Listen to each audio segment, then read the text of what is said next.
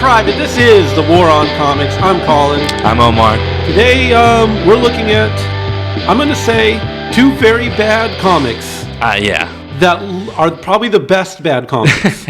Possibly the best bad comics. High tier. These are S tier bad comics for sure. Yeah. They're. I guess maybe this will open a conversation, a dialogue, if you will, about the importance of writing in comics versus visuals. Right. I think if there is a dichotomy, these are all going to be hard panned to the visual side. We're looking at Druillet. I'm saying Druillet. Do you like Druillet? I think or do you like? Yeah, that sounds right. Okay, I could really Americanize it. Druillet. Old Druillet here. We're looking at the 7 Voyages of Lone Sloane, a collection from Druillet. Sounds like a drill. I'm going Druillet. Like a drill from Lowe's. It might vary around. I'm sorry if you know the actual name and I'm butchering it. I don't mean to be a dickhead, but we don't care. I'm also not putting much effort. They're French. No one gives a shit. No one cares. Yeah. And Millet and Geof Darrow, the two massive American creators, is almost as big as Big Guy himself. I'm excited to look at these. They are.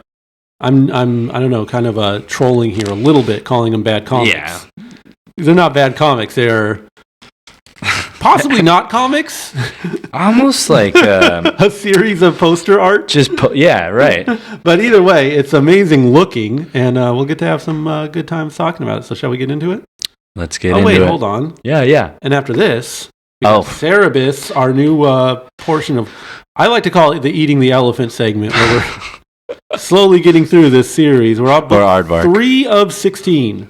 Yeah, wow. Church and State, Volume 1. So, stick around and we'll get into all this. Controversial.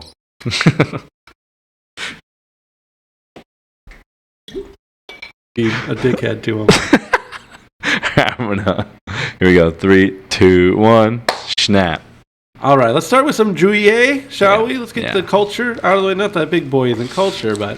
Ooh. All right, so I've podded through this before. This is one that just you see it on the shelf, you have to pick it up. You know, it just calls out to you. And is this a... no, this isn't NBM, but I don't know. I'm a mark for kind of the more Euro comics. And I know the appeal pretty much immediately. I got pretty sucked into it. And then I was like, I got to come up with something for the podcast here. I mean, you open it up and you see what's going on here. I was like, I got to cover something. I know this is on the shelf for a while. I remember kind of being baffled by it. Maybe I'll dive deeper into it. And I was reading it this time around. And I was like, oh yeah, this is hardcore nonsense. This is the best looking hardcore nonsense that maybe exists. So I think it's worth talking about. But well, I'm curious your take. You tell me. Yeah, I definitely try to make a go at reading it. Make a go is the way to put it, for sure. I got to probably... I mean, it's just kind of... The art is so good that it's distracting when you're reading it, in a sense.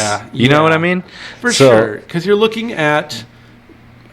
you have to kind of start dissecting the technique where you're like, you couldn't have done every one. Did he copy it? This is from, I think this collection is 72. Sick. Okay, apparently the character goes back as far back as 66. It's originally ran in the Pilote. Amazing. Anthology comic series, which kind of turns into heavy metal at some point. Yeah. So this is like, you know.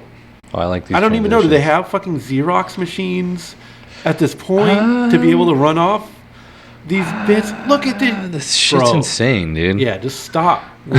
Like, I know what you're saying. How do you read this as a comic? Because it might have been this fucking splash page. Because this is like a splash page or like bonanza. Right. That's what I'm gonna call it. It's that's what the episode will be called. Splash page bonanza. There we go. Because that is what we're diving into. Yeah, and you gave me a run for my money. I was like, let's look at some just shit that looks cool. And you're like, all right. Dude, I got you. We somehow found ourselves, bro. Oh, man. Every page turn is so gnarly. And, like, if it just looks like a bunch of, like, disconnected images that look cool, reading it does not enhance that at all. I thought I was like just dumb or slow or something when I was reading it the first time, and I'm reading it now and I'm like, no, there is no sense to this. How do you read this? It's illegible. He just has his arrows here, but then look how confusing it. Like you're going like this, and then so why are you pointing? Are we going back? Okay, what? No, that's not right. Let me go this way. I think he was he may have been one of those guys that was just draw first, think later kind of vibes. And I was like, this one was fucked. This is our guy Lone Sloane. He's like a Han Solo kind of smuggler type, you know. If he was in Event Horizon. Sure. Okay, yeah. We'll do some 1998 references. Why not? Again, if you're looking for a narrative, it's not here. Maybe it's, or if it is, it's not that good. You know, like I would say maybe they're chasing me. Okay, cool story, dude. It's that for pretty much till around like. No, it's like the whole way, dude. Stop it, dude.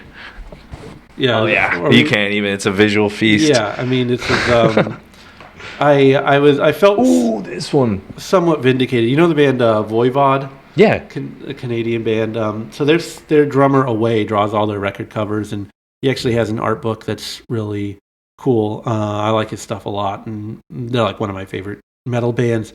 And I went to see him play and bought one of the art books and kind of got to talk to him for a minute. And I was like, hey, have you ever heard of Druillet? He goes, oh, yeah. He's a French-Canadian guy, you know. So he was like, big influence, blah, blah, blah. I was like, so sick. I got to fucking seem cool to the guy from Voivod. That's fucking epic. That's sick that's like in the know. Too. Yeah, like, I mean, for someone like that, you know, artist who grew up in like that, you know, heavy metal magazine era, and obviously like French Canadian, they have that kind of connection to the motherland.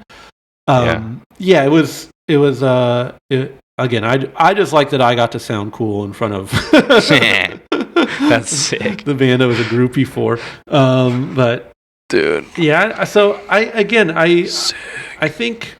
What was that manga you had us? Teki no Kincrete. That one. I was like, okay, that's a visual first story. Yeah. But even with that one, I was like, it's visual first. Obviously, the point is all these fight scenes, but there's still meat on the bones as far as ideas go. There's central ideas to the story. You know, something about the connection to the city and how healthy that is for you, and this kind of pairing, the light and the dark, yada yada. There's some idea here. There's no fucking ideas in this. Yeah, it seem like it's the whatever is going on. He may have had like an acid trip, and the ideas are so esoteric that he doesn't even know what he's doing down here himself. I mean, you are dealing with translation too, so there's sick. That. Oh, okay. Maybe lost in translation vibes. I think that happens a lot. Yeah, honestly, yeah. I mean, these Euro comics, they usually do a pretty good job with the translations, or they can. But yeah, I don't know what there is to read. So I finished the story, and I'm like, as a comic, this is terrible. And then I swear to God, I immediately got on eBay and bought like 2 more volumes. I am curious, actually. The next volume, I think someone else writes, or it's like, they're like co-credited. So I'm like, okay, maybe that's where it all comes together. But truthfully, I find a lot of this style of work a little difficult. Like your average heavy metal storyline or whatever. Like, it's amazing visually, but it just doesn't connect. Same with 2000 AD. A lot of the stuff from this era that was very visual first and story second. They kind of don't. The way I feel about those stories is like they have a really fucking sick setup. Right. They follow through a little bit, but there's no payoff. And is there anything like that you can point to as like, here's the fucking, this is as a literary work? In sci-fi kind of or space. Just from any 2000 AD, heavy metal, any of that kind of stuff. You know what? Huh.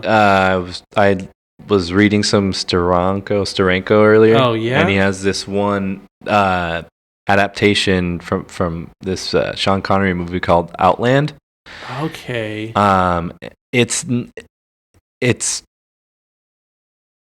amazing. Steranko is god tier. And I see a little bit of Steranko in here, but dude, yeah. I read a handful of his superhero comics. I think most of them, which is not many really. It's like the Nick Furies, couple issues of Captain America, a couple Avengers, and they are jaw dropping. Like Steranko just is that bitch. Period.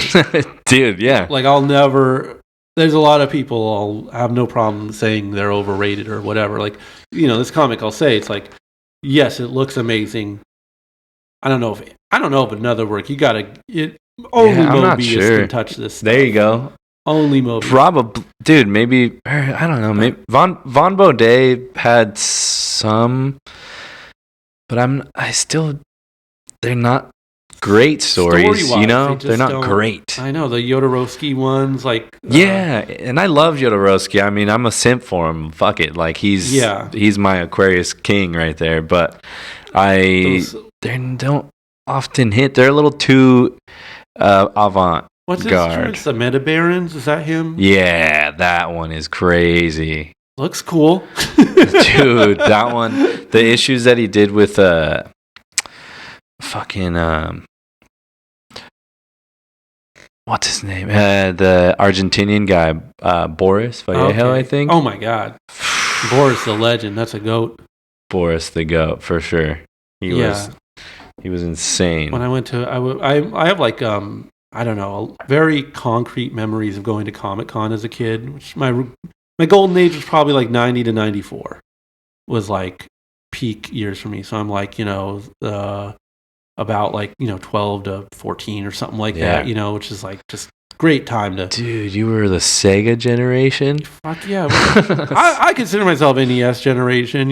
Yeah. Ultimately, absolutely. But like we were a little poor, so I was kind of late to like my NES is like same. I'm like 88. I'm playing like Mario Brothers. I'm like, dude, have you guys played this game? Yes.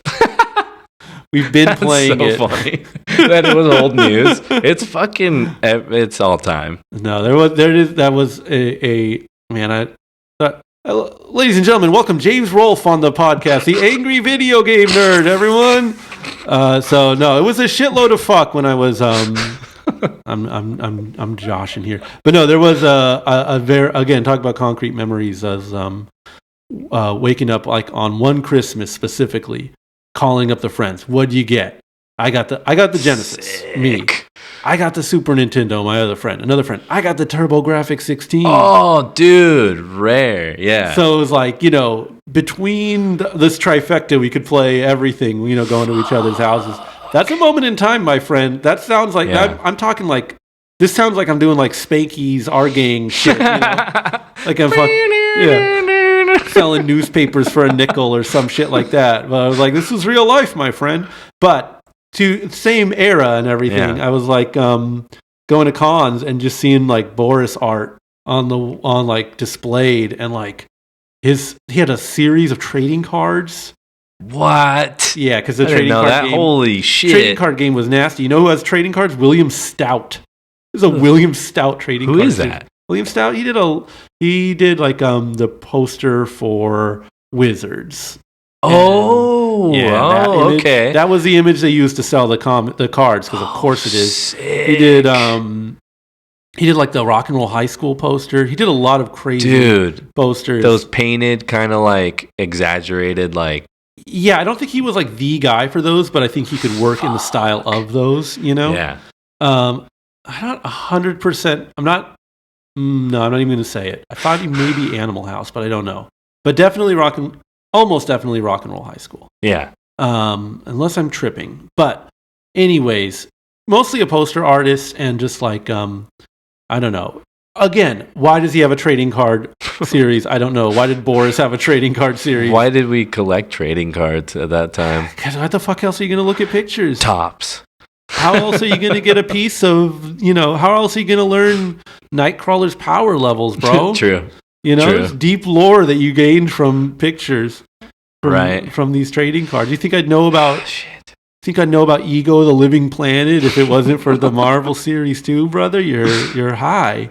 But no, I felt I felt this air of lewdness and lasciviousness in the air at those comic conventions that I would go to, like coming of age, and seeing like these pinup posters, just like raw stuff for intermingled right with the normal comic stuff. I remember that. And I remember hearing about it. It was just like dirty old man stuff, man. And like it was so sleazy to me. I don't think I would bat an eye now. Yeah, but like, or in a weird way, maybe it's more prudish now, because now I'd be like, bro, there are kids around. I start to be concerned on that level a little bit. Like, whoa, maybe put some post-it notes over Lady Death's junk there, buddy. I mean, it does get kind of like. Have you ever been out to like Spencer's Gifts? Oh no, but I know what you're talking about. Like it goes from 0 to 100 real fucking quick. Yeah, because they guys got straight up dildos there, right? Yeah, dude, and you're just like, all right, I'm gonna look up. That's literally this like a situation that happened. I was like, I remember Spencer's Gifts. Like that's where I bought comics before. I was gonna show my little brother. Family Guy material. Yeah, I want to get a Stewie Griffin hoodie. Ash Stewie.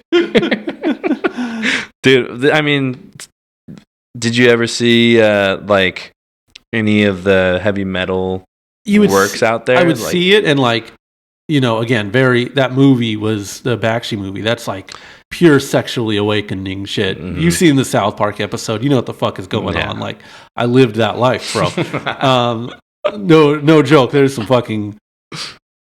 I think about this shit and it just boggles my mind, man. Like just pushing pause on a fucking VHS at the exact right moment, so there's no like weird. The internet just fried all that overnight. You know what I'm saying? Like, but they didn't know the struggle. No, I was a fucking soldier. I was a fucking. That's a dark age of gooning right there, man. You had to really be dedicated. To rent some shit on the sly. getting up real late at night or real early before anyone else is up. I mean, I had the single mom who worked, so I was like, I had the keys to the kingdom, but the material, man, was tough to come by. So that was my gateway to heavy metal. I held in very high regard, and that was a rentable movie. Yes, I remember that. That was like, and for whatever reason, I think my mom was like kind of a. Like, she was like post-hippie generation, so it was just like, oh, these are cool, weird things. You like cool, weird things? Here you go. Yeah. We can just dub this tape. I'm like, all right, yeah, I just really think it's cool.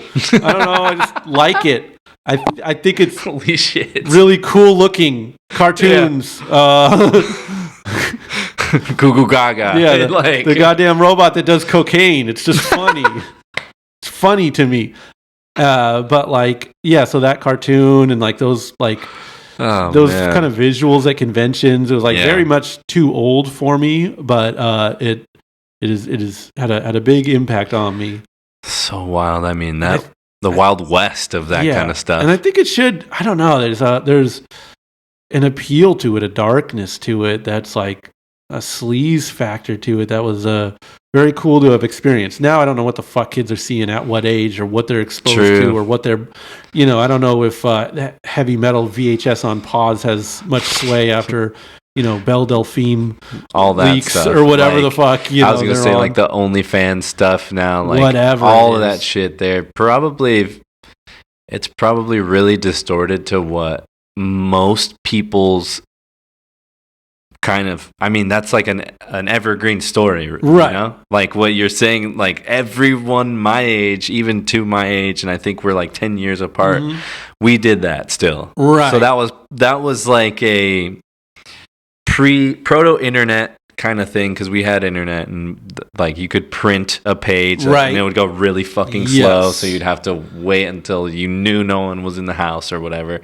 It's just like those experiences are gone, I think. Yeah. Because unless like kids aren't, I mean, dude, one that I think a lot of kids experienced before was like you find like some kids' dad's old Playboys and shit classic, like that in the neighborhood. So like that's one.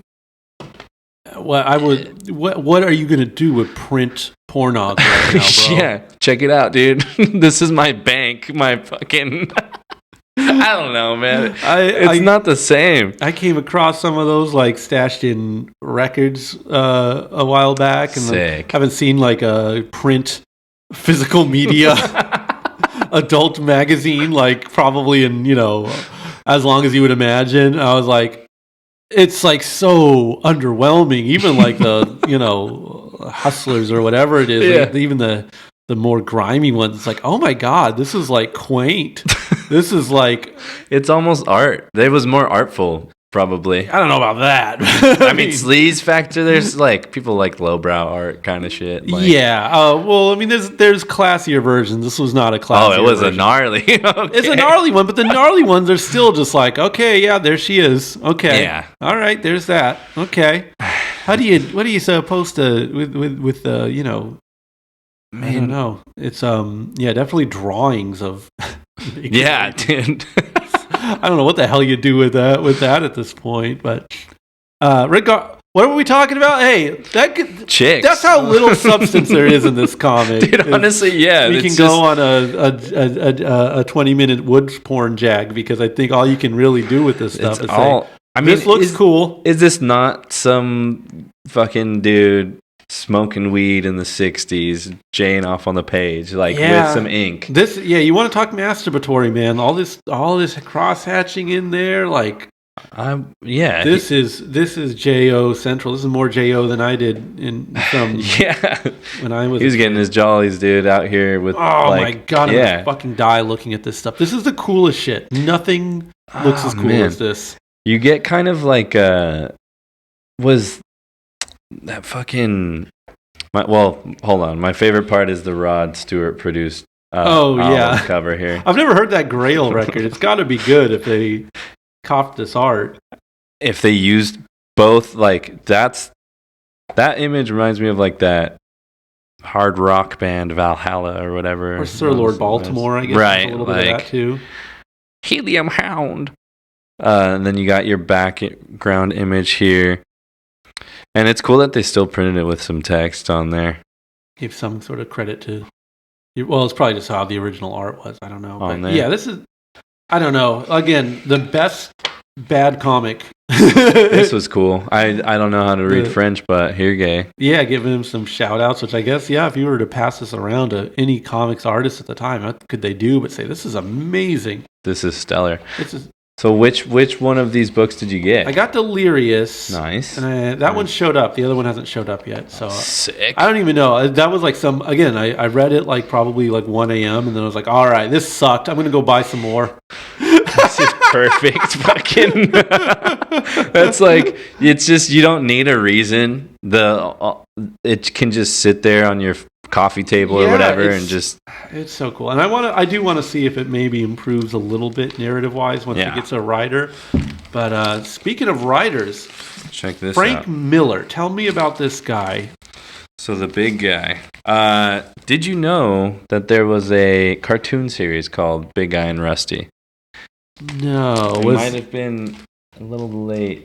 How big was it? It wasn't big at all. I think it had 1 to 2 seasons, and it was one of the few shows that I saw from start to end. Yeah. And it was on, I think it was on Fox Kids. Jeez, that's crazy. Yeah, it's 1999. So Jeff Darrow designed the Men in Black series, and then they're like, hey, we have this Men in Black series is fucking dank. It's so... That series is fucking rad. Underrated. And homie got his accolades through that show. Then he got offered, hey, like, we would like to buy this IP from you guys. And this reads like a sales pitch. Dude, great. I did not... I've seen this stuff around forever. I didn't even connect like Frank Miller's to it. And like if this was published 20 years into the future, because this is like 94, 95. Yeah. Like, there wasn't that same kind of sales pitch for miniseries in comics then as there is now. Like, you know, that's sort of we're at the post-image boom, you know? So it's like, the comics still had value in themselves. Your goal really was to get the comic to catch on, do a lot of them. If you were the artist, you know, get people to buy the original art, license it out to a card series. Best case scenario, maybe a video game, pie in the sky dream, Saturday morning cartoon adaptation. But that was rarefied air, and I don't think comics were really ready made for those intentions, other than just, hey, here's the comic. Hopefully we can, you know, get people to buy them regularly. We can be the next Spawn. Yeah. Was the dream. Or like the Max or whatever. Sure. Like all that kind of stuff. And this this reads more like a current Image comic, which is all just like, you know, hey, let's be the next Paper Girls, or let's be the next, what's the last one that caught on? Walking Dead. That's the shadow that's going to... That's kind of been cast over comics this whole century, really. Definitely. That's the success of that. That's the new bar, really. Yeah, I mean, and then you see like, isn't like, what's the kind of fascist cartoon one? What is that? Not Invincible. It's not The Invincible. Boys? Yes. The Boys is a real show though. So The Boys is a comic and is a show. And there's a cartoon I'm thinking of. I think it might be Invincible. Is it Invincible? Invincible is kind of fascist. It's the one where it's also Robert Kirkman. The Boys is the Nazi one, like, or where they're like, what if superheroes were Nazis? Okay, evil. Yeah. Yes. This one is more of like, what if Superman was like fascistic, or like it goes into it, kind of subverts that idea of like you have invincible godlike people. And that's the cartoon. That's the cartoon, yeah. Gotcha. I get them mixed up. I haven't seen either of these things. I don't think I've read the comics either. And dude, the art, I never see. This is not a great, and I guess this goes along with this kind of thing. I feel like maybe I got the issues because I remember trying it back in the day when it was first coming out. I was still collecting comics, and it was one of those where I was like, I don't get it. I like it. It must have been there's a twist, you know, at the beginning, and then it's like, oh, this is fucking sick. How do they keep this stringing along? They don't for a few right. It's just, and I think another factor was that they didn't put books out on time. Oh, okay. You know what I mean? And I was like, that's when I was like, I need my Wednesday like pickup. Right. You know, like that's that. It just didn't line up. So our point being that comics are still in that indie sphere and largely, unfortunately, I think, to the detriment of the comics, are kind of pitches for those kind of streaming service miniseries. That seems to be pretty dominant in comics right now, I would say. Yeah, we've said that before, right? Like it almost feels as though they're made to it's not a comic, it's like a storyboard. Right, a vehicle to pitch to Netflix. And this is kind of that, but 20 years before that was trendy. And yeah, exactly. Yeah, it has its own thing going on. Man, maybe I'm just nostalgic or something, but I am I am like mad at this comic. First of all, like it's awesome, right? Like man. It looks great, and the central idea of this is that Geof Darrow is awesome at drawing, and that's about the only idea present. I don't know how Frank Miller drew this or wrote this. Frank Miller, I love Frank Miller's stuff. I love his Batman stuff, and I love his Daredevil stuff.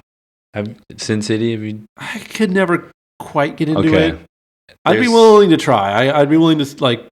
It feels a little corny now when I read it because it's a little it's so hard boiled. Yeah, the DHP presentation of it is like, I think it's the Dame to Kill For story. Okay, it's the one I tell people just hit this one. It has him at the height of his powers with like that style. That art style is awesome. Loved it. Always loved it. Always spoke to me as a kid. You know. Yeah, and story's dark. It's the one they use for the movie. Okay. And so that's like my fucking here. Like, you've watched the movie, try the comic book version of it, and this is why they wanted to make that fucking movie. And you think the rest of the comics aren't too hot, or I mean, that's just the one? There's the ones that they've covered on kayfabe that those kind of stories they're not my cup of tea sometimes. It is like a little too into its genre at times. The film noir thing. Yeah. Yeah, I know I've read a trade throughout. I don't think you can be into comics for too long and not read a trade here or there. But like, the part where I'm like, this clicks, I couldn't tell you. But his fucking Daredevil run, I think, is, if it's not the best superheroes run, it's like top 5. And I don't think that's a controversial take at all. I've never read Frank Miller's fucking Daredevil. No, definitely not. What's the run called? There's like 2 omnibuy that are out. It's just, he doesn't have like with Dark Knight, there's like Dark Knight Returns and just the Dark Knight, right? Yeah. And then he's like Dark Knight 3 that no one talks about. Or Dark Knight Returns again. They milked the fuck out of that. But like in the 80s, the good ones, it's Dark Knight and Dark Knight Returns. The Batman Year One was also that's amazing. it. Maybe I'm thinking of that. Maybe it's Batman Year One and then Dark Knight Returns. And I've those read are everything they say they are. Those are 10 out of 10 masterpiece, 10 like perfect comics, And that writing is not present here. Because there are, I think the Elektra series, if I'm not mistaken, miniseries is written by Frank Miller and it's drawn by Sienkiewicz, unless I'm fucking crazy. You're correct. And like that's perfect because like Sienkiewicz can Sienkiewicz out and Frank Miller can Frank Miller out and everyone's happy. And this shit has like, it's just Jeff Darrow art. Yeah. Like, I mean, I guess maybe they needed the Frank Miller's name to sell it, but he is like Stan Leeing this shit. Where it's that's like what I'm thinking. The words are like in the way, and there's like, they're even done in a very corny way, like the sinister slime ball sleazes throughout the city streets. There's a lot of alliteration, and I wonder if it's done in like a tongue-in-cheek style. Maybe, but it's like. 1963 came out at this point. Yeah, which is like good example of like, here's how you do this right. Yeah. Why would you botch it with this? I feel like you're right. There is a disconnect between the writing and the art because I think there is a tongue-in-cheek factor happening. Yeah, it's like they need to kind of cornball it up to show it's like, hey, it's like Godzilla. Yeah. Like we have to show, like it has to have an air of not necessarily camp, but like, I don't know. But they don't add to it. It's definitely not like Godzilla if he was like gritty and grounded and dark or anything like that. It's, and this Astro Boy shit that's in here, that's all it is a stand-in for Astro Boy and Godzilla. It's like not interesting in any way. It's just, that's what they're doing, you know? And like, there's some anime stuff in the background, like a Doraemon ad and like, I think maybe an Ultraman ad. And it's like, oh, whoa, crazy references there, guys. Like, look, this stuff kind of pisses me off. I have like a real hate boner for the 90s. I don't know what it is. Was it like late stage isms of comics? It was more like I suffered through availability in terms of media, right? Like, I think I was having this conversation with a friend recently where I was like, everything is free. Everything cool that you like is free. If you want to listen to the Bob Dylan catalog right now from start to finish, it's essentially free. And if you want to, read any great works of literature, they're essentially free. If you want to read these comics, you get a tablet, you do some torrents, whatever. Dude, it's essentially free. If you want to read them from the book, probably your library has them. Like, all this shit is free. The access is amazing.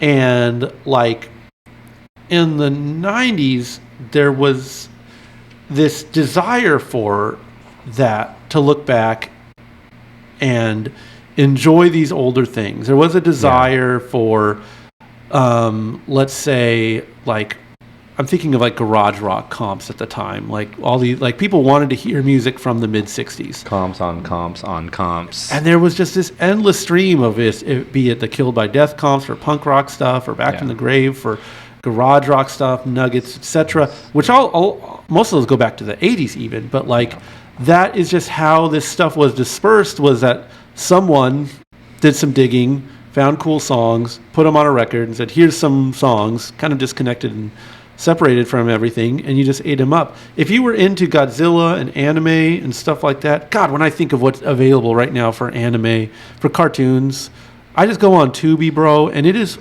fucking endless. An ocean of anime. And it's free. You can watch every cool Saturday morning cartoon. Shout out Tubi. Shout out Tubi eternally. Yeah, for sure. You can watch every cool Saturday morning cartoon. You can watch ones you've never heard of, never thought about, never considered. You know there's an Ultraverse cartoon? No way! It sucks so bad. Way. Watch it for free. What? The comics were so good. I know, crazy, right? Something must have happened when they must have been, all the control that they didn't read the comics. No, it's yeah, it's like there was so much then, and if you were to love this, and I know because I loved this stuff too, and I was like, I loved the idea of Gigantor. Because of the Dickies song and just the imagery, you would see statues at cons. You're like, I want to know Gigantor. It's like, pay $20 a pop for fucking bootleg VHS. Back then, yeah. It wasn't available over here. How the fuck are you going to read I mean, that's big guy is Gigantor, right? The for sure. Monsters, Godzilla. How this is totally like a compilation style of just I think it's heavy on the Geof Darrow side, maybe. Yeah. I mean, he is making this comic because there's no writing, there's no plot, there's no deeper investigation, but there's kind of a kitsch, there's kind of a throwback. I mean, ultimately, we do get Iron Giant, right? Revolver, right? A very big, like, I don't know, I guess a culmination of that, like, Western fascination, but also not really familiarity with like the robots, Art stuff. Deco. Yeah, from like futurism or something. But it's all piecemealed together, It's all like vague notions of this stuff without really being deeply familiar. Like, I don't know, even as big as like Robotech and Macross was, like, I don't know that these guys were familiar with that stuff. I don't know especially not based on this comic.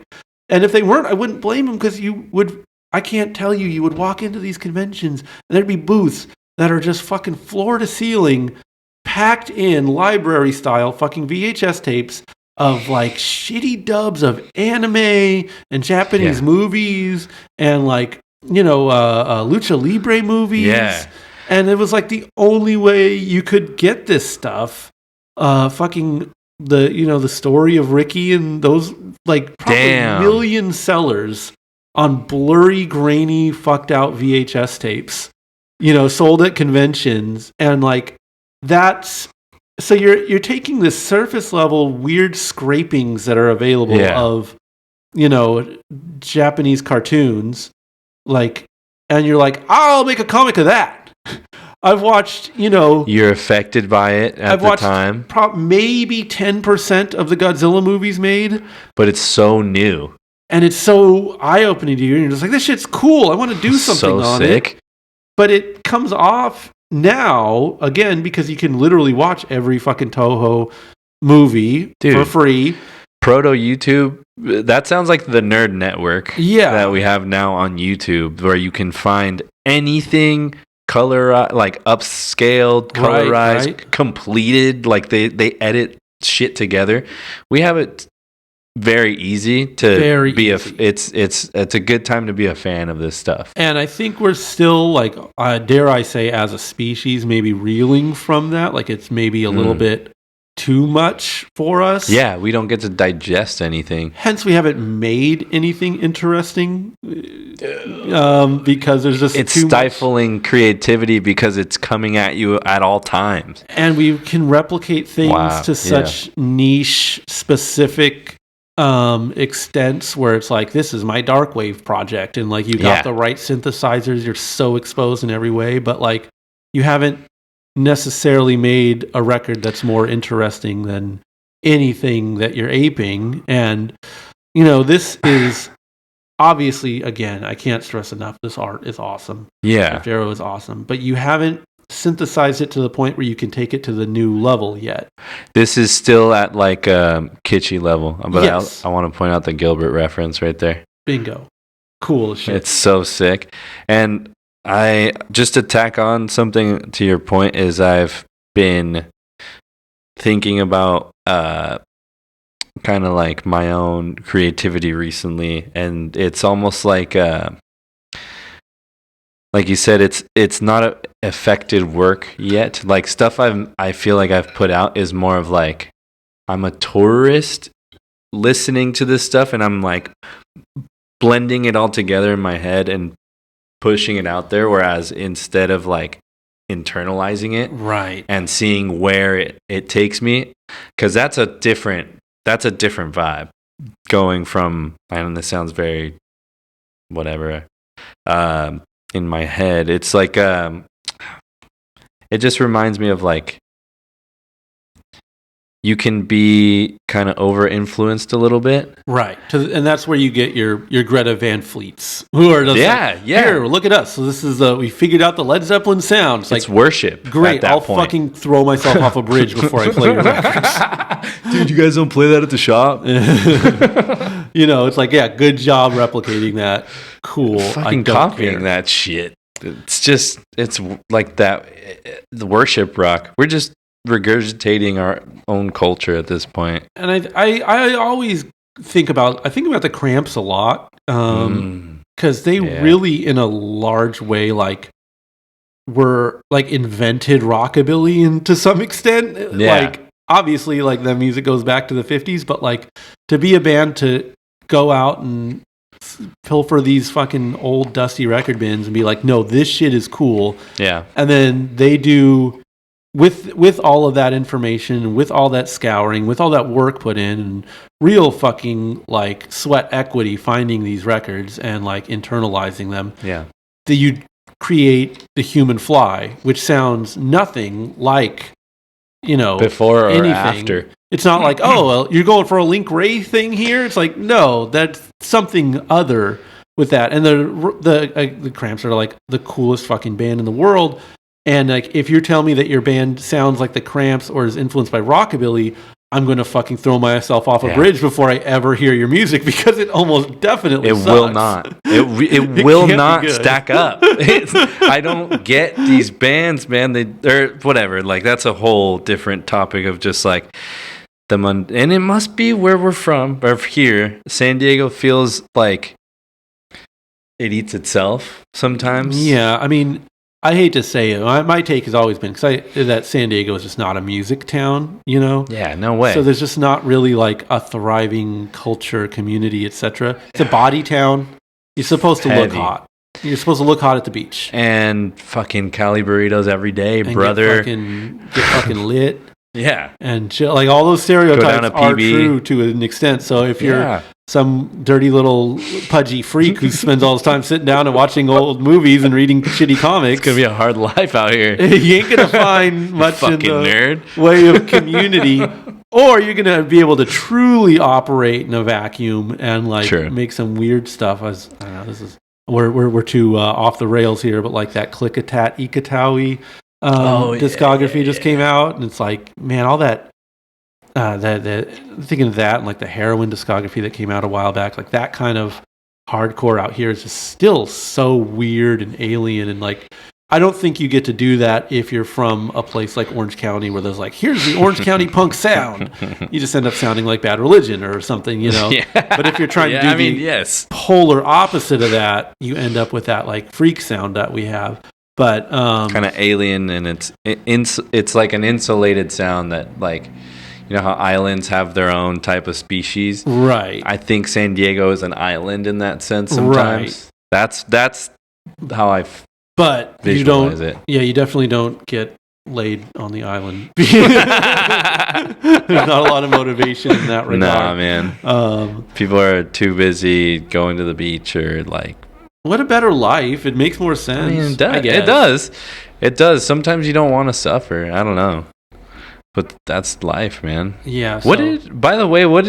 So going back to this Rusty does nothing. No. In this. He shows up, he says hi, he gets beat, he goes away. I implore you guys to watch the show. It's free, speaking of, on fucking YouTube. HD. It's way more fun. That seems like the fun way to take it. And what does Frank Miller have anything to do with the show? He does, but I think they added him on as like creative director before they had that term. Okay. So he's wanted in on Hollywood forever. That might have been one of his first because it's like 90s for sure. Well, I saw it with Silver Surfer. He had that like unpublished RoboCop script. Oh yeah. He wanted to do, or he tried to do RoboCop. Didn't he do RoboCop 3 or something? I think it was like he had a script, but how scripts work, where it's like someone looks at the script and then they want to write a new script, and then redo it. They have to put your name on it legally, but it's not really your script. And I think there's like a more accurate comic adaptation of the script, which theoretically would be cool to read. But I don't know. Do you have this thing where you're like suspect of like licensed comics? Yeah. Like I'm like automatically think it'll suck. Yeah, and I know I need to like get back into the Alien series and give like, I hear good things about the X-Files series. That one is surprising. I tried. We have the books here. But is it good? It's good. It's just like I for that kind of stuff, I would rather watch the show. Yeah. That's really how it, I think, is supposed to be kind of internalized. Yeah. Whereas like a Star Wars comic, that's like a different story, that can live on its own merit in a way. Maybe I need to embrace the licensed comics more. But that's more of a universe. Like this is like a soapy kind of like monsters kind of thing, where they do actually outline some real episodes and they add a little more to it.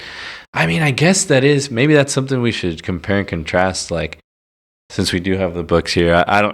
Did you watch the X-Files and stuff like that? I watched it when I was a kid. I tried watching it as an adult, and I like the Monster of the Week stuff, but then it gets a little too into itself. Yeah, I think I was just, again, I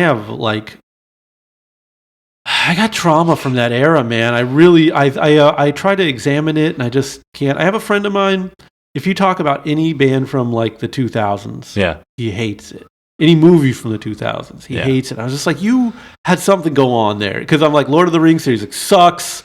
It's like, no way. Fucking, you didn't like, if it wasn't like, you didn't like, come on, man. Holy shit. Interpol, turn on the bright lights. Like, come on. Yeah. Nah, fuck that. It sucks. Like, damn. Like, I'm a hater, but like, to be that much of a hater. But that is ultimately me with the 90s. I'm like, I want the X-Files to be good. I want to like it. I understand the cool of it, and I saw it when it first aired. But like, when I watch it now, I'm just like, it doesn't. I don't know. There's some disconnect there for me. I just keep thinking of how it was like bound by broadcast TV and like how easy it was back then to just be like, Bigfoot exists. We're exploring Bigfoot, and now it's like, you have all these access to any kind of freaky conspiracy theory in spades, and it's like, this is like Diet Pepsi, this is like lightweight, and doesn't help that like we've also seen where that conspiratorial thinking has led us as a we saw the country. Fucking reality of that kind of shit. And it's like, it's fun when everyone is like, what do you mean? There's no, we beat the Nazis. Why would we ever have one as a scientist working in America? Like, and you're like, nah, man, you don't know how it really went down. Like, it's fun when it's like obscure and out of the way. D.B. Cooper shit. When it's, I don't know, certain decisions being made on a federal level about like, additives in your water, or like health decisions are being made with that same level of thinking. It's like when we're concerned about the Baphomet orgies at public high school, it maybe stops being it's harder to enjoy. It feels of all that a little stuff. too real. Yeah, exactly. Like when fucking drag shows are getting shot up and whatever. It's like, all That's right, so dark, man. It's sad to say that, like, X-Files ... shit like that. Question everything. Yeah, It must have hit, dude. And I know I kind of have a theory that people my age are even more conspiracy theorists because we were like in single digits getting online. Yeah, and being told about the lizard people and I mean, Ancient Aliens, bro. That was like, oh man, that was on 24 hours as mainstream as it gets, and like that would be a series arc in X-Files. Right. It would be a character. The main scientist guy would be a frequent character in X-Files. Right. Man, well, talking about conspiracy, well, I don't know. There is a little bit of conspiracy afoot in this volume. Yeah, man. We got Dave Sim. This is volume 3 of Cerebus. This is Church and State Part 1. Yeah. So mouthful, man. Midway through here, Gerhard starts doing the backgrounds, which is so this is like kind of a pivotal one to crack open. The previous book was High Society, which I think kind of the focus there was on politics, and this is, of course, him kind of aiming at religion. Yeah. And it's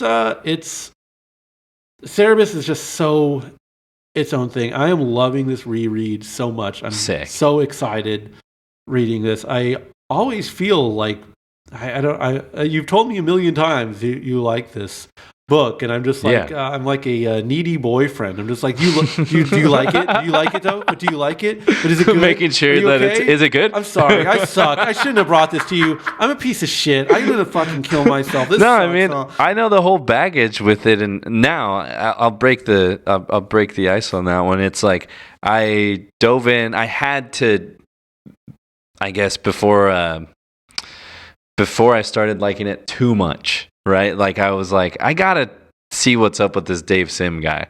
So I found a video that went over his background, and it makes sense that you go a certain way after a week-long acid trip, and you start making. I think this guy's highly competitive, and he was coming up in an era and established in an era where there was a fucking amazing amount of artists. Or just like, there was just some really cutting edge guys that you would be kind of in the same space as. And like you said, like with the Comic Cons, I just think like there's energy here, and like he had a ton of fire that he wanted to. It takes so much energy to make something like this. What I'm getting at is kind of like, I think it's like a point of like, can you separate the art from the artist? Like I was saying a little earlier, and like you kind of understand him a little bit through here. It's Cerebus is not a good character, right? Like that's the thing. I don't think he's ever written as a good character, or you're supposed to identify with him or love him or want him to win. It's an adventure. It's an operatic kind of story, like you get episodes, you get like soaps, you get like,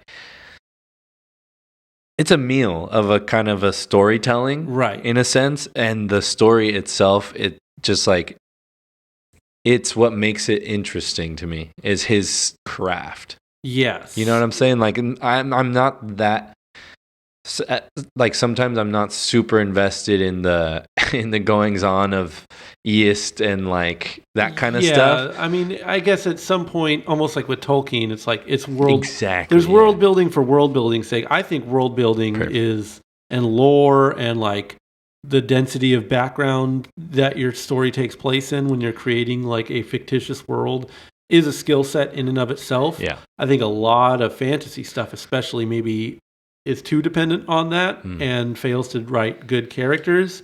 So for these comics to have well fleshed out characters and the lore and the art and like the humor and the tone and like all of these things as this high wire act, while self-publishing, while self-promoting, while drawing everything.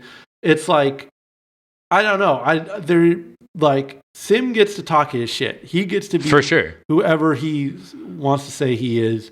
He gets to hold whatever opinions he has. And it's like, if you want to write a better comic and be a better, gooder boy, write a better comic and have better, gooder opinions. And like, you know, you can be a great guy with a even better comic than him. But I don't know. He'll be the first to say, like, yeah, my shit stands alone in the Western canon. No one else has wrote a comic story as long as mine, as to this quality. I would say as well, because it's like this comic has like that. The onomatopoeia is what I wanted to point out in this one. It just has like,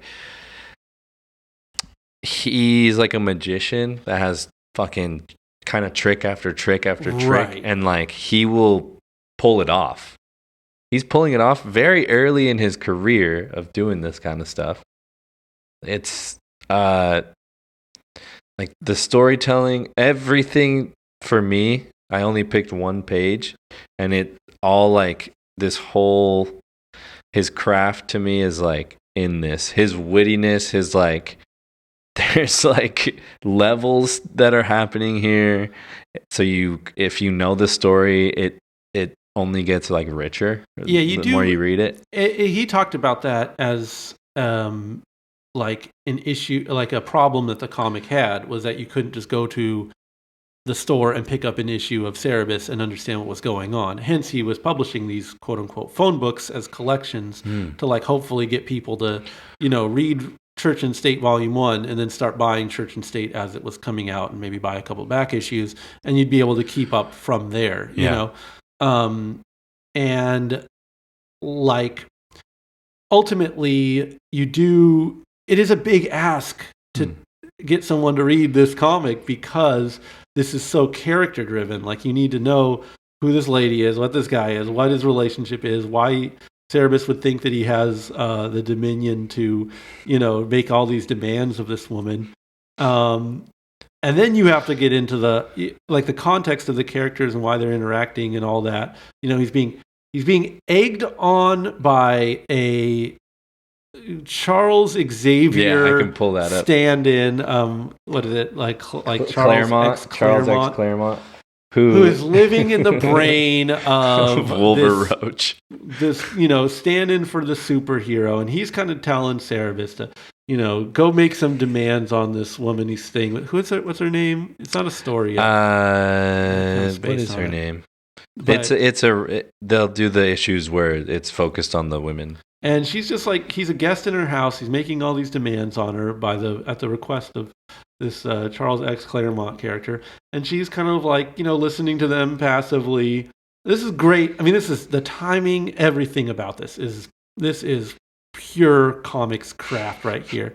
And then the punchline, of course, is she makes this really nice salad, listens to these demands that he has, and dunks the salad on his head in the end, which is like a simple, silly gag. But like, for that gag to have any impact and for the subtlety of how it's delivered to mean anything, you have to have so much context of the story.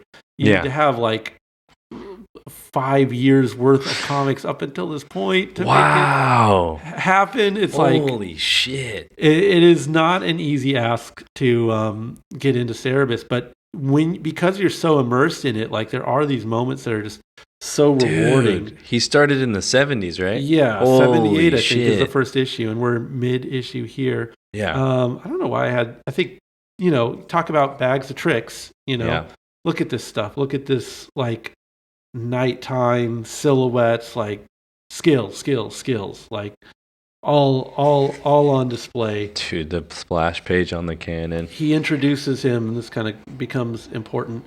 Is you know, why I think this is why Sopt, who's kind of like essentially, you know, Cerebus keeps failing upwards. Yeah. The joke is that he kind of gets nominated for these higher and higher places in culture. Now he's going to be the Pope, kind of as a... Which is something I did not fucking see coming at all. Right. It's kind of as a gag or like a bargaining chip or something, but like, now Astoria is back in the picture and she's talking to the guy who's setting him up, and like, I just love this page as like, walking around. Look at the layout, man. Look at the figure drawing. Like there's an attention to like clothing. I think he was pretty into fashion magazines and like tracing off of them. Does it seem like he's just, this era really like enchants him a little bit? Like, that like I guess what would you call Victorian this? Or something? Sure. But is it American or is it like French? I can't place the culture. I know, like I think Hal New is a sit-in for France, and I think Est is like England, but don't quote me on that. I might be getting him confused. But it's play. The whole thing kind of plays as the lettering gets better as a I don't know, a sort of an indictment on the role that religion plays and all that. I don't think it leans to Reddit atheist in any kind of way. It's just sort of like, this is the world, this is the role that religious power brings, and of course, Cerebus uses it to just tell people to bring them their gold, and it's just using it to great effect. Kind of like more like a barefaced version of what like you would see now in like prosperity gospel or whatever. Not too different to what's happening in the White House right now. Not much different. It's politics, it's religion mingling together, and just kind of using it for barefaced greed. This Marks, I'm pretty sure it's the first time Gerhard starts doing the backgrounds. Sick. And this is one of the coolest relationships in comics, because you saw that last Epic. Any of these pages where it's like sparse backgrounds, they're not really taking place anywhere concrete. You obviously can tell it's like readable, it's legible. It's not like it's nonsense, but it also doesn't feel like a space too much, or you don't really the regal, luxurious nature of the spaces isn't really conveyed when it's all white backgrounds. It's of course easier to draw, but it's also like, kind of economical or something. Right. I don't think these comics lack anything. I don't think it's like, oh boy, they're really zipping through these, like they feel very complete. And this is pure Dave on his own. I think, so funny. He's skimping on the backgrounds, though. Do you think maybe he's getting really busy at this point, and he has to find somebody? I mean, Ninja Turtles is out. Like the black and white boom is in full effect. Got to get after it. Those conventions and all that stuff going on. ElfQuest full force. Nice. Like so many. The black and white boom is just taking over. All the critters and all that kind of shit. Yeah, and like Dave was early and like the most respected, kind of. Like anyone who was in that zone, like was looking. They all Dave, looked at him, right? Like, and he was happy to help other people. Like, here's how you get your comic made. Here's why you should publish. He's a journeyman at this point, and he's not like gatekeepy. He's also not necessarily going to fucking send out the life raft. He's not going to publish your shit. Publishes a few things, but I forget the name of them. But he's not like, trying to be a, big magnate in that world. He's trying to keep his own fucking ship afloat. Like, this isn't politics. Like, I feel like sometimes when, as much as he talks about politics here, he's not about that shit. No. Like, I'm going to, like, put out your thing so that we make a connection, and maybe, like, it helps his, like, he's not thinking maybe in those terms. He's more of, like, creator. He does seem like a guy out of his time. Like, he was born too late to be in, like, with, like, the Jack Kirby crowd. Right. But he has that fucking work ethic. Yes, in a he sense. could grind out. And I think even to go further back, like that Prince Valiant kind of. Oh, like, Al Foster. Yeah. I definitely see that stuff now. Yeah, and that's, I mean, like, shit. I think we skipped past it in here, but that, like, Prince Valiant character, the little Lord Fauntleroy that was in, like, Volume 1, he shows up again here, but that's like Prince Yeah. Valiant worship, and those he wrote like a big story about those strange deaths of Alex Raymond. That's amazing, but yeah, I think if he could be put anywhere, that's maybe where In he that would have era? preferred, like just somewhere way outside of someone trying to buy a T-shirt with a character on it or an action figure of the character. Like Right. he wants to just like be able to publish Flash Gordon every week in the newspaper and get a paycheck. That would have been his dream. And I think he could have been fine, but since you had to have a comic universe and you had to cross over with other guys and have big super events and be marketable and have publishable everything, like he's forced to kind of publish on his own and like tell this story the way he wants to tell it. I think so. Yeah, I do think he's out of time. He is not. There is also nothing like Cerebus. I don't think he would be able to tell this story if he was under the confines of daily publishing, where he had to recap the story in the first panel of every issue. This is kind of a big moment where he chucks the baby out. He's kind of it shows the cruelty of him as a leader. What's his motto is one less mouth to feed. Yeah. Give me your gold. Yeah, so it's the holy one. It's sort of like the cruelty of the religious figureheads or what have you. But Cerebus is deep in his alcoholism. Yeah. Oh, yeah. In There's this never. one. I mean, he's never not. But like, yeah, he's trying to accomplish like this level of like. He's like, well, now I have all this gold. Okay, well, now I can conquer things. It's just more pure id in a sense. And I think I'm just like flipping through pages here so we can really appreciate these Gerhard backgrounds, because like, what a cool division of labor where like I'm going to draw my guys and then I'm going to hand it to you. Yeah. And you're not going to ink my guys. You're not going to do my lettering. You're not going to alter any art that I've given you. I'm going to do the layouts. I'm going to do all that stuff that I've always done. Yeah. You come along and just make it HD, baby. Like, give me these backgrounds. Like, I don't want to wait. I want to spend time writing and drawing the characters and their emotion, their facial expressions and all this kind of physical comedy stuff, and work on these sort of like properly experimental layouts and stuff. I don't want to spend that time fucking hashing out bricks. Yeah. I'm going to hand this out to this, kind of more fine arts guy, and he's going to hash out the bricks, and the reader gets to look at awesome fucking hashed out bricks. And amazing like figures, and like the cartooning is when I think it starts taking off here. Yeah, man. To a huge extent. And like at no sacrifice to the story. Yeah. It's like, I mean, just like these other comics we're reading, you can just turn a page and see a lot of impressive stuff. But yeah, this is Gerhard earning his keep right here. Fucking Todd McFarlane definitely took that face. And he does. I think Sim gets a Spawn comic, if I'm not mistaken. Definitely. That's where I first saw Cerebus. Yeah, so it's like I think and I believe the story ends. He's just so we can have like a proper leave. He finds the who I would say is the one woman he actually does have feelings for, I would say.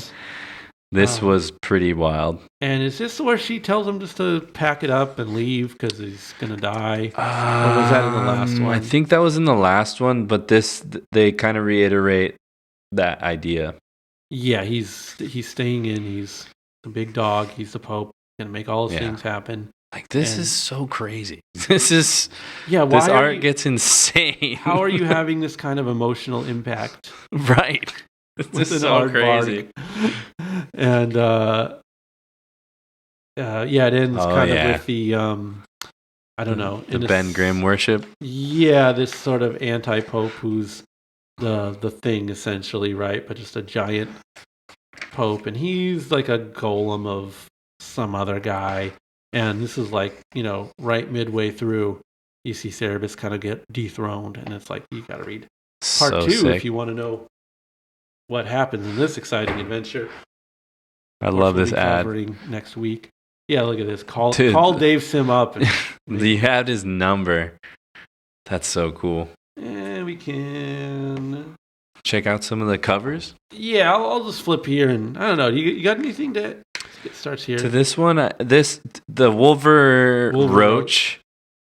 I mean, so far the satire on like stuff like the literal bundle of sticks that he's smoking. Yeah. Oh my god, dude! I think he gets sued for these. No way. Yeah, Marvel was like, somebody got salty. I have this one. Yeah, Marvel's like, dude, come on. It's literally what did he do different? Yeah, just the stems. Yeah, right and there. I think that's a bite of a direct. I think it's from the miniseries, the Frank Miller drawn one, if I'm not crazy. I mean, he puts snicked like the onomatopoeia. It's right. like so. I think they kind of were like, okay, that's too far, and took him to court. And I think had it out to some extent. Imagine being poor Dave Sim. You're publishing your own shit. Now you got to fight over using Wolverine. That's pretty sick, though. I know. At the forefront. Yeah, you're getting. Well, I guess those guys from Air Pirates had to deal with Disney too. Oh yeah, stuff like that. What was there? What were they? They're Air Pirates.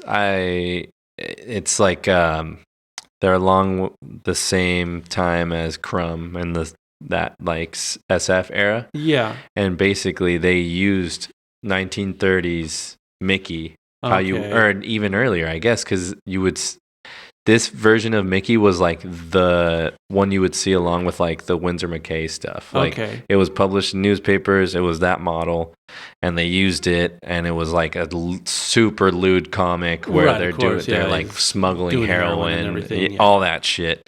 And so Disney took him to court. Here's him doing I think we were talking about this last time. Yeah, this is him getting a job lettering for Harlan Ellison. This lettering is pretty sharp, dude. Yeah, and so old Harlan sees that, and he's like, "Hey, draw me a cover. Give me some of that. Do me some lettering." And he's like, "I thought I'd be able to get more work after this, but this was it. I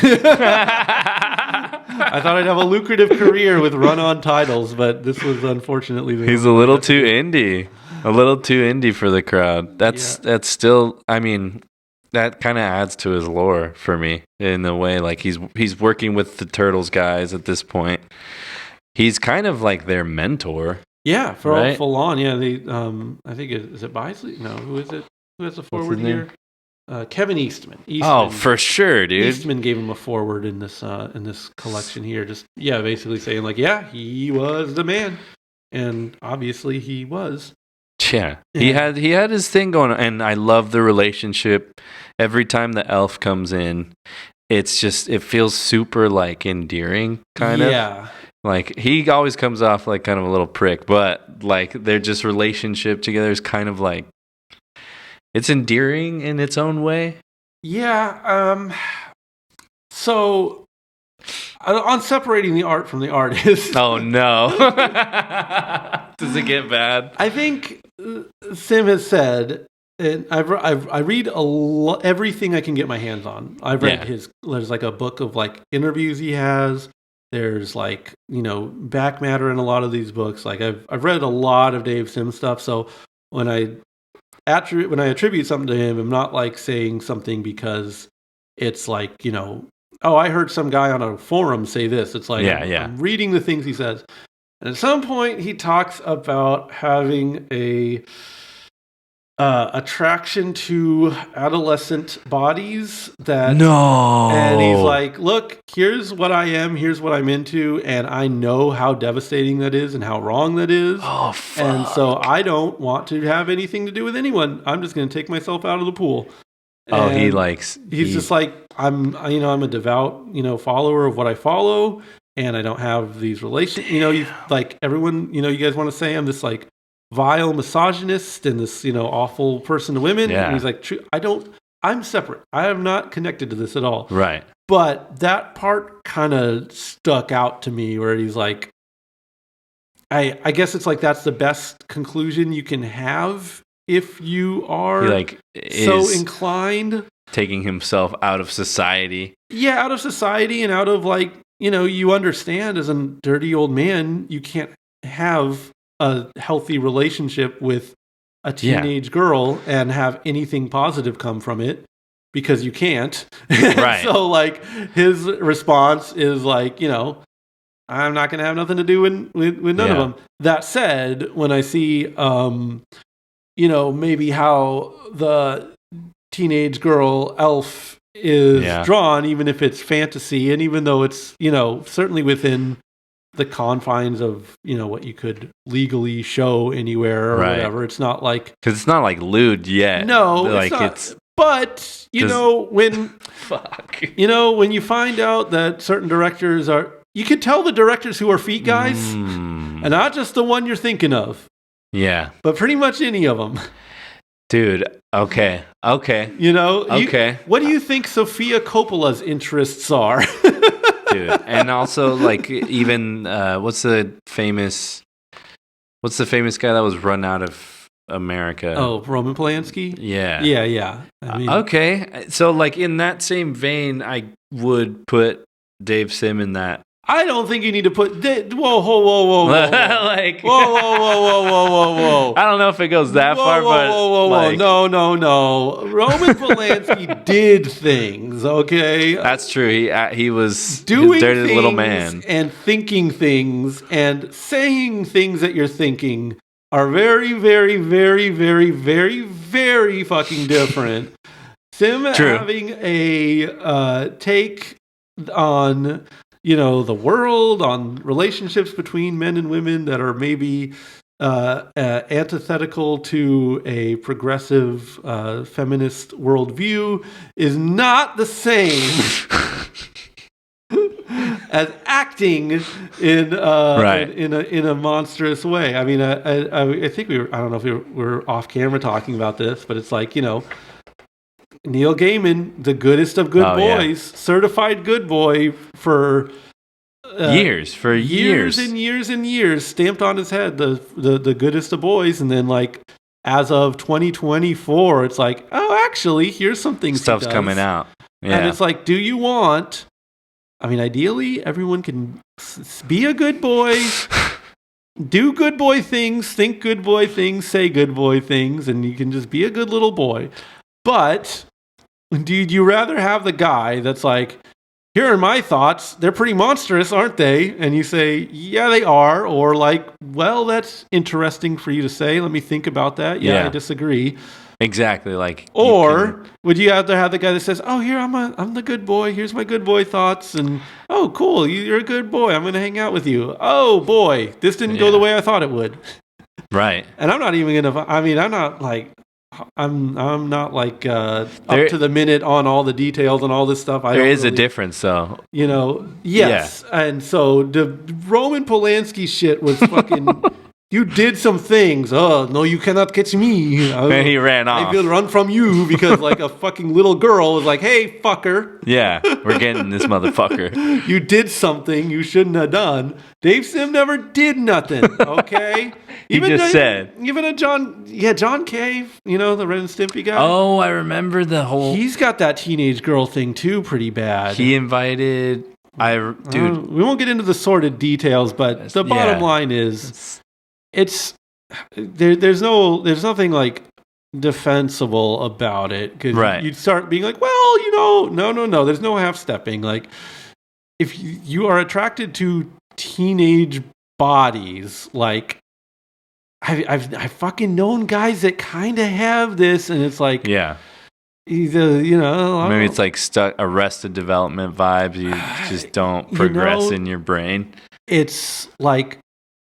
It is one can pity them in a way because it's like you just can't like fucking get it up for an adult woman. You fucking that's sad. Yeah, you see just like a regular grown up lady, and you're like, ew, that's this sad. fucking hag. Yeah, that's sad. How could you possibly have I don't know, emotional connection, with all it starts getting into like that's where just like little boy behavior kind of vibes. Right? Yeah, it's like and I don't know, man. There's that whole fucking world of like the anime stuff where it's just like that's also some kind of that it's like the kinky factor. Some of it's not kinky. Some of it's actually just fucked. Yeah, it's not. So, I mean, obviously that demand is out there if the supply is there. And like, I don't know, it's kind of, it's sort of a curse. I think Dave admits to having those inclinations. Yeah. He does not have he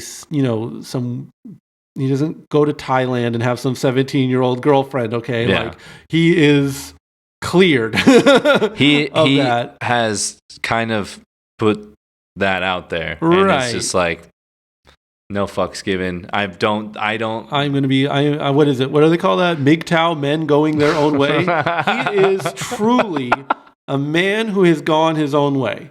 I don't think he's trying to ensnare any gals in his stuff. He has stated outright, like, there's no way to have a healthy relationship with this mentality. So I'm just not going to. So in a way, it's such a weird maturity on his part. I mean, Jesus fucking Christ! I don't know, man. Look, feel free to just turn this off and walk. Obviously, we've been gross for a good 5 minutes now. This has been a very unsavory topic, but it's a very real topic. It's real, yeah. It's something that you have to face with this work, because it's like, I'm coming at it green. I definitely don't agree with some of the portrayals of women and some of the ways they're sort of, I don't know, treated. But at the same time, you can't argue that, like, these women characters in these comics have more agency and are more fleshed out and are more real, I think, than, any fill-in-the-blank superhero comic, or even like Crumb Comics and like a lot of those like male underground comics where they're just like, I was a horny kid, I jacked off to this. Here's my whole confessional sexual history. There's no real women characters in those either. Right. And he does have, they have autonomy. Yes. Like, they're in positions of power, most of the women that we see. And Astoria is very different than Sophia is, very different. They're not flat characters. Some of the Sirenists. I think that is why, in a sense, he got so fervently called out when he which was towards the end of the run, like high hundreds, early 200s, where it was like, I forgot who, really published the story that was like, hey, there's some weird shit in these comics, and this guy's saying some kind of fucked up things in them, and I don't like it, and it is kind of bothering me. Yeah. And I don't think you are even given that much consideration if you haven't written such fleshed out characters and given, like, I don't think of this as like a very dude boy guy comic series. No, not at all, actually. It is, for whatever reason, like, Sandman is like, kind of peak, like, girly. Hey, girls read. They call this like a sexually transmitted comic. Sandman, because it's like, if I like comics and I like go, well, it'd be like a guy would like go stay at a lady's house, and they'd what's that on your bookshelf? Oh, it's called Sandman, and he'd read it and he says, oh, this is cool, and then he'd get a comic and take it, and then if he's saying a different lady, she comes over and is like, comics, he goes, no, read this one, and then he puts her on. So it was like, that's so wild. Sandman is for the girlies and the boys, and that's like a very inclusive book. Very Tumblr core comic. For sure. I mean, the OG, I think, in a way that Ninja Turtles isn't necessarily, certainly in a way that like X-Force isn't, know? So now that's a dude comic. I don't necessarily see Cerebus as a dude comic, but it also kind of, if I'm just like, shooting from the hip, feels a little repellent to women. I don't know that a woman has an in to it, despite the fact that the characters are very good women characters. But do you necessarily want to see them? It's like the sword and sorcery aspect of it. I don't know too many people other than bikers that are into that stuff, really. Do you know what I mean? Like, yeah. Or like, I not even to put it in that light, but like, just the genre. It is soapy, but it's like, to be bored, to call Cerebus sword and sorcery, though, it's like such. You can't. Yeah, see, it isn't. It's it's closer to like fucking Downton Abbey or Right. some shit like that. You know, it's but cooler than that. It's It just seems like a uphill battle to like pitch it again in a way that you could pitch Sandman to like a woman who doesn't really care about comics. That's like a go-to, you know. Bone, same thing, you know. It's like, you're gonna love this comic. Here you go. I'm not in a million years gonna be like, oh, your girl reads Cerebus, but you deal with the first book and then it starts hitting its stride in the second one. Yeah. And it's like, that's a lot to ask of like a comics agnostic person, particularly. Definitely, I don't see. That's a good point on that front, where I would not see a non-comics person just picking this up and loving it. Yeah, you'd have to be pretty specifically like this. You would have to probably go into later issues here and be like, oh, this art's sick. Right. Like, it just catches your eye. But so I've been kind of thinking of things in terms of like essentials lists. Right. Like, I've been doing a lot of letterboxing. Okay. I don't know if y'all have Letterboxd out there, but there's some banger lists, and on some of those it's like the essential viewing for like fucking if you're a human, right? Whatever, all these films that you should 1001 watch, movies you have to watch before you die. Those kind of lists is like, and now I've been thinking in those terms with like records, books, fucking games, like video games. Just thinking of like the compendium of creative works or like just works in general. This is pretty deep in the comics world, but I'm not sure if it's essential reading just yet. Yeah, it's definitely, you know, I've had this kind of conversation recently. I was talking about like serious literature, and I think I have like one friend that actually knows literature, and I was talking to my girlfriend about Lord of the Rings stuff, and I was like, you know, I've never read them. I've just watched those movies 100 times, and like I love them. And I'm just like, I'm too intimidated by the books. But like, that is sad, because it's not like kind of a baby book, right? Like, it's for babies. And she's like, no, it's like a real book. It's like a grown up, like it's like proper Western canon. Like, I don't. Yeah, but like, it's like, you know, Godfather is obviously like a perfect, amazing, 100% movie and everything. No arguments here.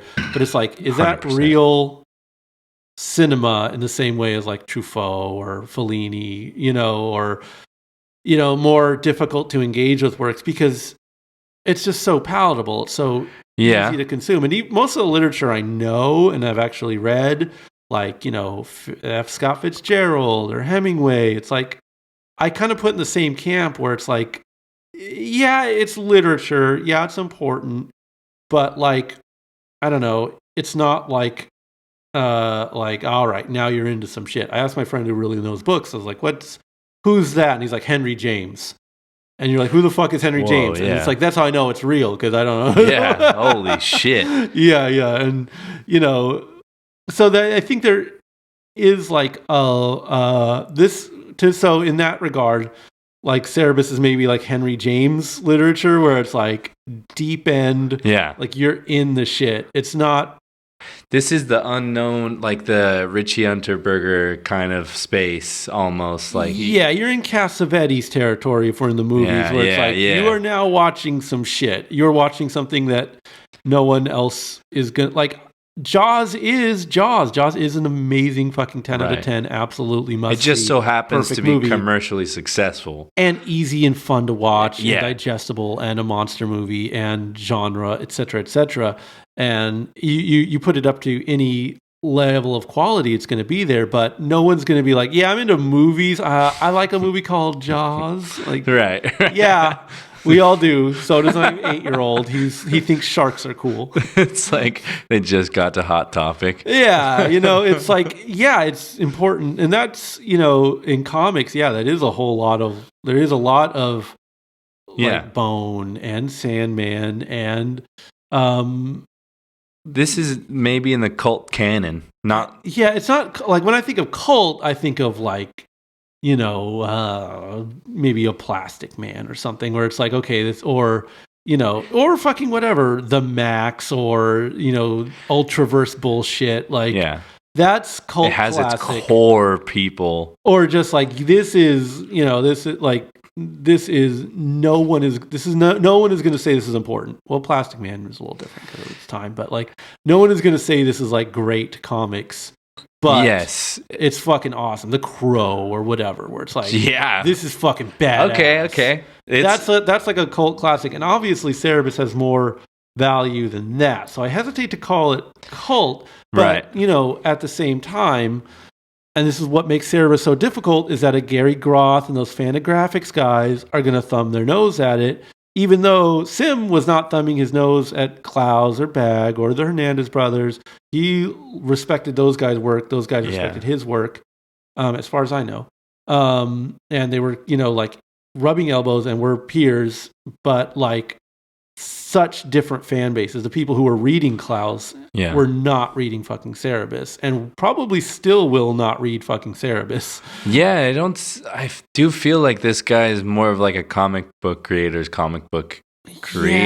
Yeah, or just, you just have to be so deep into it to appreciate it and like know the context, and maybe have read so many things that you're like, you can pick up some random autobiographical comic and be like, yeah, I know this. And you could pick up like a hard-nosed film noir style comic and be like, yeah, I know this. And you could pick up a fantasy comic, yeah, I know this. And you can go down the line and you just know every genre and you know every style and you like what you like and blah, blah, blah. But you're familiar with everything. And then you get to this thing that's so fucking alien, that's so outside, and it's not avant-garde necessarily. It's very grounded, it's narrative, it's structured, it's like Western, it's all these things. It's within the comics language. It's not like 100%. outsider.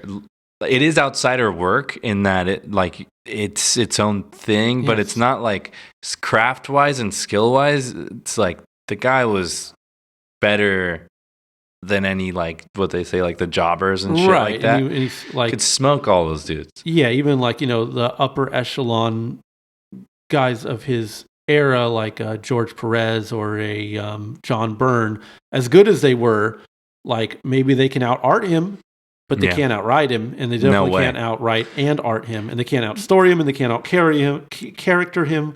Like, they can't outcraft him. Bottom line, I think that he has the craft down, both in like top down, everything that he's doing in the comic. Yes, and even in the background, like he's just giving up the small details. Right, and it's like he is probably thumbnailing everything. He's already, I think in the foreword here, he says like, I had this story already done. It's just it was a matter of doing it.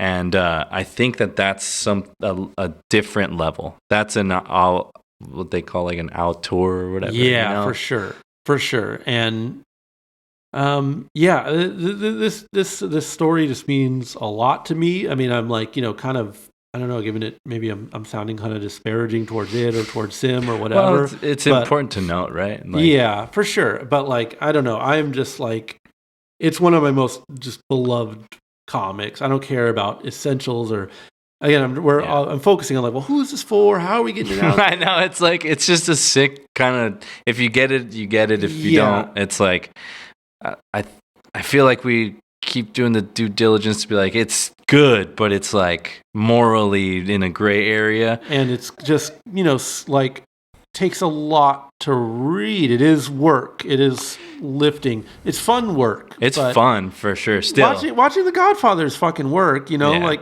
firing that bad boy up, and it's like you're gonna love it. Like 15 minutes in, you're gonna get sucked in. You're gonna like it a lot. But it is not like it's intimidating. That's maybe the word I'm looking for. It is definitely intimidating work. Once you sink in, it's good. And I'm on round 3, 4. No, I got to be on round 4 of rereading these. And every time I do, it's so enriching. It's just one of my favorite works of art in any medium.